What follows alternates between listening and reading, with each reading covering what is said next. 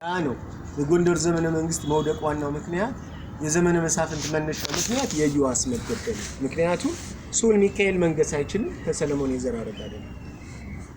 ያጼ በካፋን ወንድም ዮሐንስ ሁለተኛን አንግሶ ንጉሰ ነገስታቸው ይሄ ነው ነገር ግን ከጀርባው ሆኖ እንዳቦይ ስብሐት ስልጣኑን ያሽከረክረው ስለነበር ይሄን ንጉሰ ነገስት አንቀበልም ብለው በየአካባቢው ንጉሶቹ ራሳቸው ጦር ያዘጋጁ ደብዳቤ እየተጻጻፉ ለ86 አመት እኔ ነኝ ምንክስ አገሪቱ አይታወደም ማታውቀው ጦርነት ውስጥ ገባች ያ ዘመነ መሳፍንት ይባላል ይሄን የምታዩትን ማስቀጠል አቅቶ በዛን ዘመን ጨዋ ደብተራ ባለጅ ነጋድራስ የተባለ የማህበረሰብ ክፍል ነበር ጨዋው ገበሬ ነው የመሬት ባላባት ነው ትምህርትም ክህነትም የለው ደብተራው ትምህርትም ክህነትም ስልጣን ያለው ሊቃውንቱ ባለጅ ምን ነው ይሄን ያቆሙት ጥበበኞቹ ሸክላውን የሚሰሩት ብረቱን የሚያቀልጡት ሽመናውን የሚሰሩት ሁለመናው ማለት ቴክኖሎጂስቶቹ ባለጅ ይባላል ሌላው ደግሞ የሀገርን ምርት ባህር ተሻግረው ውቅያኖስ አቋርተው ከሌላ ሀገር ጋር ኢኮኖሚ የሚያገናኙት ደግሞ ነጋድራስ ወይም ሲራራ ይባላል ቱርኮችና ግብጾቹ በደንብ አጥንተው ስለመጡ ጨዋው የኩሩነት መለያ የነገስታት ዘርነት እንዲመስል እነዚህኞቹ ከሚሰሩት ስራ ጋር ተለጥፎ እንዲንቋሸሹ ስድብ እንዲሰበው ደብተራውን መተተኛ አባይ ጠንቋይ እንዲባል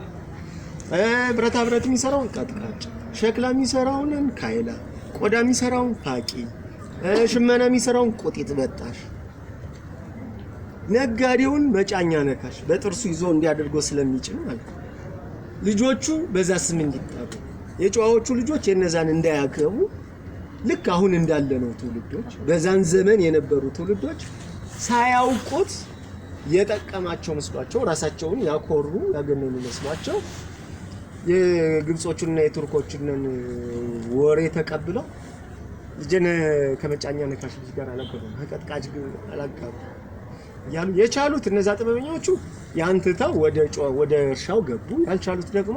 ሀገር ጥለው ልክ አሁን እንዳለ ነው ትውልድ ህዋትና ነጮቹ አመጣው ሲሰጡ የዘር ፖለቲካ ሲሰጡ ተቀብለን እኔ አማራ ነኝ እኔ ኦሮሞ ነኝ ትግሬ ነኝ ግን ምንድነው ያተረፍነው እኔ ወንድም ለመግደል ስራውን ሳይሆን ወይ የሚናገረውን ቋንቋ ወይ ማተቡን ወይ እምነቱን ወይ የመጣበትን ሀገር ብቻ ነው የሚፈልግ አንድ ሰው ለመግደል ተመልከቱ እንዴት አሁን ነፍሰ ጡር ገለን ህፃን ልጅ አውጥተን እስከ መግደል ድረስ ጭካኔ የሰጠን ሰዎች አምሯችን ላይ የሰሩት ነው በዛን ዘመን የነበሩ አባቶቻችን ሳያስቡት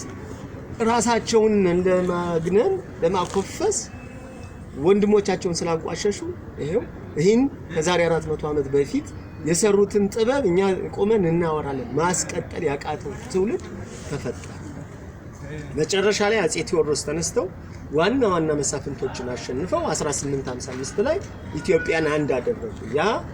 የዘመነ መሳፍንት ያለቀበት ዘመናዊ ኢትዮጵያ የተመሰረተበት በተለይ አጼ ቴዎድሮስ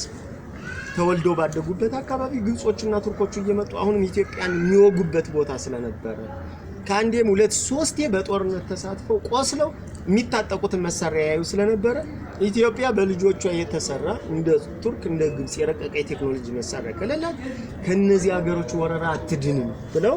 ጋፋት ላይ ኢንዱስትሪ መንደር አቋቁመው ሴፓስቶፖል ቴዎድሮስ የተባለ መድፍ አሰርተዋል ዘጌ ፔንሱላ ላይ የመርከብ መስሪያ ኢንዱስትሪ ነበራቸው ከእንግሊዞች ጋር ያጣላቸውም ይሄ ነው ደብዳቤ ይጽፋሉ እንግሊዞች መሳሪያ ይልኩላቸዋል እኔ መሳሪያውን ሳይሆን ጥበበኛውን ላኩልኝና ባገሬ ገበሬጅ ባገሬ አፈር ባገሬ ሳት አቅልጠው ሲሰሩ ያሳዩልኝ ያስተምሩልኝ ነበር